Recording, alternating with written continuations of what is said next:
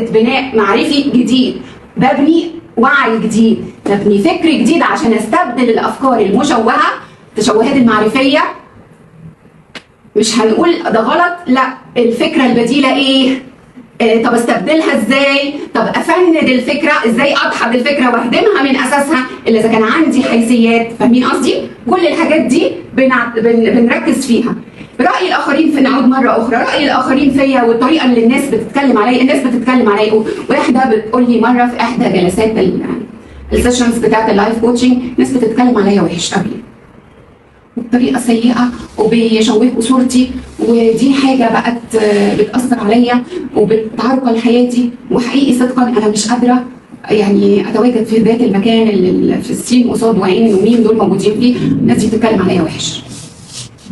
تفتكروا انتوا كناس متخصصين هتهدموا الفكره دي ازاي؟ هنا هنفند احنا بنتعلم في السي بي تي تفنيد الفكره عشان نتعلم ازاي نضحضها وازاي ننفيها. اولا، مين هل الكلام اتقال في وشي ولا الكلام اتنقل لي؟ دي نمره واحد. ولو اتنقل لي، طيب انا ما سمعتوش، وارد يبقى صح وارد يبقى غلط. برافو عليكي. لو اتنقل لك حد ممكن هو ما اتقالش كده، هي ترجمته وفق ايه؟ تفكيرها هي، فبالتالي يشوبوا ايه؟ التحريف والتشويه وحاجات كتير كده بلا بلا بلا بلا. طيب هل الشخصيه دي